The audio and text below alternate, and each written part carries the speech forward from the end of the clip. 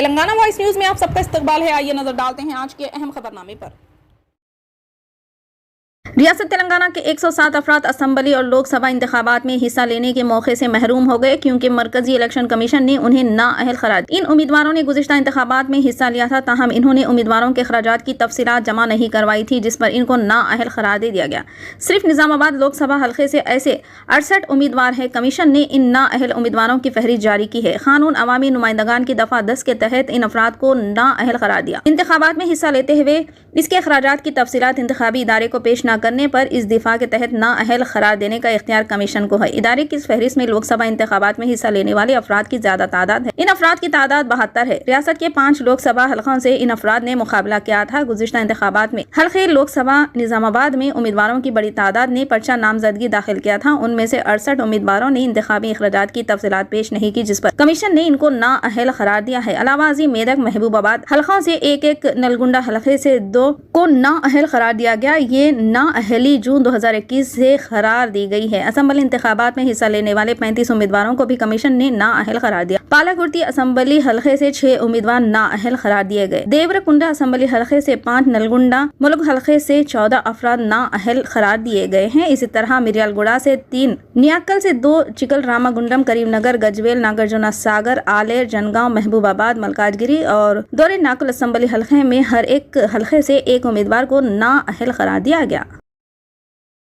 Bharatiya Janata party B J پی نے اتوار 22 اکتوبر کو 30 نومبر کو ہونے والے آئندہ تلنگانہ انتخابات کے لیے امیدواروں کی اپنی پہلی فہرست جاری کی. ٹی راجا سنگھ، جس کی پیغمبر اسلام کے خلاف توہین آمیز بیان دینے پر معطلی ہٹا دی گئی اور اس کو گوشہ محل حلقے سے انتخاب لڑنے کے لیے نامزد کیا گیا. پارٹی کے سابق ریاستی سربراہ اور موجودہ قومی جنرل سیکریٹری بنڈی سنجے کمار کریم نگر سے انتخاب لڑیں گے. پارٹی کے ریاستی الیکشن کمیٹی کے انچارج اور BRS حکومت میں سابق وزیر ایٹلا راجندر کو 2 حلقوں میں رکھا گیا ہے. حضرآباد اور گجویل میں اپنے آبائی میدان میں ریاستی وزیر اعلیٰ اور BRS سپریمو سے مقابلہ کریں گے. فہرست میں 3 موجودہ ممبران پارلیمنٹ ہیں، جن میں بنڈی سنجے کمار، سویم باپو اور اروند دھرم پوری شامل ہے. سویم باپو بوتھ سے انتخاب لڑیں گے، جبکہ دھرم پوری کورٹلا سے انتخاب لڑیں گے.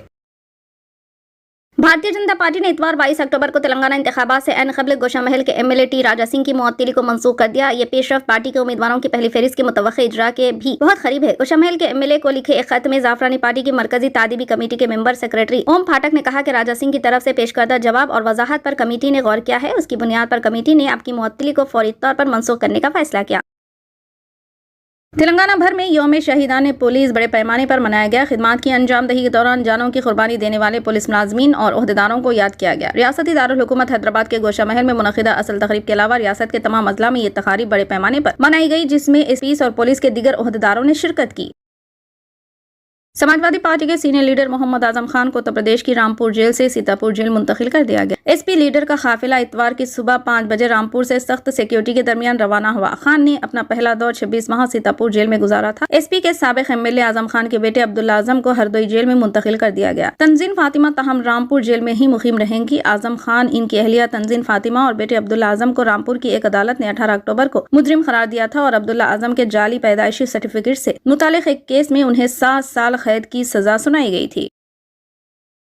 پاکستان کے معزول وزیر اعظم نواز شریف 4 سال تک خود ساختہ جلا وطنی کی زندگی گزارنے کے بعد ہفتے کی دوپہر پاکستان واپس پہنچ چکے ہیں. فوجداری مقدمات میں پاکستان کے قانون کے تحت مفرور مجرم قرار دیے گئے مسٹر شریف علاج کرانے کے نام پر ملک سے باہر چلے گئے تھے اور اس دوران انہوں نے زیادہ تر وقت لندن میں خود ساختہ جلا وطنی میں گزارا. مسٹر شریف دینی سے اسلام آباد ایئرپورٹ پہنچے. سابق وزیر قانون سینئر اعظم طرار اور ان کی جماعت پاکستان مسلم لیگ نواز PMLN کے کئی دیگر سینئر رہنما اور سابق وزیر اعظم کی قانونی ٹیم کے ارکان ان کے استقبال کے لیے ایئرپورٹ پہنچ چکے تھے.